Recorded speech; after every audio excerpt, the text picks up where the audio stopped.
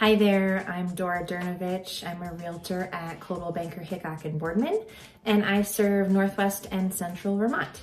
Today I wanted to talk to you about buying land. It's something that comes up a lot with my clients, even clients that are looking for homes primarily, sometimes wonder about land.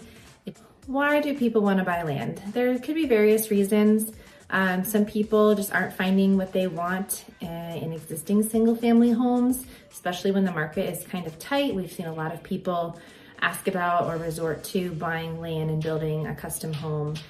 Some of the reasons could be that they have really specific needs and wants, and they're just not finding that in a home. Some people just really like brand new construction but want to be able to customize it. And it can be a great option. It can sometimes be a little pricier than buying a single family existing home, but there could be certainly benefits that outweigh that. The key to know is that you really need to do your due diligence and have your team of people ready and available to help you through this process, and really even before you start the process. So some things that you should be researching before even thinking about buying land are the types of loans that are required for land purchases, unless you're paying cash. Typically, you'd have to get a loan with a higher down payment. It might be a higher interest rate, different length of term. There are land loans and there are construction loans. So depending on when you plan on building, one might be better than the other. And not all lenders offer land or construction loans. You need to shop around and see who is the best fit for your mortgage. I mentioned getting a team of people together. So obviously, I think that having a realtor involved to point you to these different resources is important. Having an attorney involved so that any contracts that we write for an offer to purchase the land, you might want an attorney to look at, special contingencies. The other really important piece is to have a builder or like a home plan in mind, and a site person, like an excavator, someone who can talk to you about the infrastructure that might be needed on the land. The other thing to really understand ahead of time is have a really good grasp on state and local permitting and zoning regulations. Every town and municipality has different zoning regulations. They might involve things about the setbacks, how large of a home you can build on, how big of a parcel you need to build on, can you subdivide it? So if you're looking in multiple towns, you're really going to want to understand the zoning in different towns. And then on the state level, you need to have a septic system designed and a potable water source. And that goes through the state. You have to get an engineer involved. They do soil testing to determine if the parcel can handle a septic system. You need to be able to get a potable water source. So drilling a well is typically what people do. The other things like that might apply would be Act 250 if it's a large development, or there's sensitive areas on the property. Things like wetlands or flood zones come into play. So you really need to understand all of those things ahead of looking at land. And then for every specific parcel that you're considering, you need to look into all those things and how they relate to that parcel. The other big component for people is understanding the costs involved with all of these things. So a single family home, you get the benefit of it being already done and you don't have to pay for a new driveway, new septic system, new water source. But if you are building your own and none of this has been done, you're gonna wanna look into the cost of putting in a driveway. And that's very site specific because, if it's really steep slopes or there's a ledge there, or to get from the road to your house site is really far, that can be a huge expense.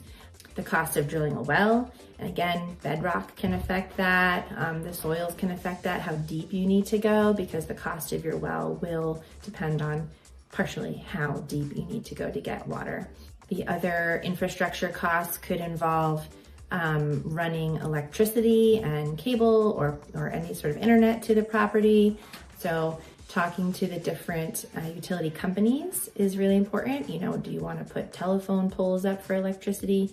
Do you want to trench your electric lines so you don't have any poles present? And those can really vary in cost depending on how far you're going and what type of line you're running for that. Now, if you're looking at property for sale that is already listed by either the owner or a real estate agent, you're going to find a wide array of prices and a wide array of how ready that parcel is.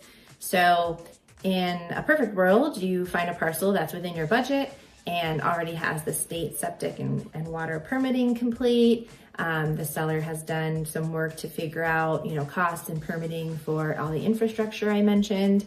And even better, maybe it's already near municipal water sewer, so that is a lot easier to connect to. But some properties don't have any of that done. Someone might have a parcel of land and the seller either doesn't want to or can't afford to do any of that permitting or research. And so you are going to need to do a lot of due diligence before you make an offer, and even while you're under contract potentially, to understand all of those things. You can include a lot of that homework and due diligence in your offer, so it's not like you need to pay to do all these things before you even know if a seller would accept your offer. You can basically make an offer at whatever price makes sense, and then you can have a contingency saying, I will buy this property if I can get, the septic permitting, and it's a satisfactory price and timeline, or even at least soil testing to give you an idea. You can look into all kinds of things. There could be like a 7 or 14 or 30-day due diligence period where you can look into all of this stuff. And if it's to your satisfaction, great, move forward. And if anything comes up that is not to your satisfaction, you can terminate if you word it properly, just like with an inspection for an existing home. So the bottom line is you really need to do your research and due diligence ahead of time and during the process. You need to have your team of people available and ready to help you through this, and be prepared to put in some legwork to get all this information, and be patient because it might take some time and it might be expensive. In the end, it will likely be worth it to get your dream home exactly as you'd like it, where you'd like it, which is what everyone dreams of. So good luck to you, and please reach out if you would like any further information about buying land. I'm here to help.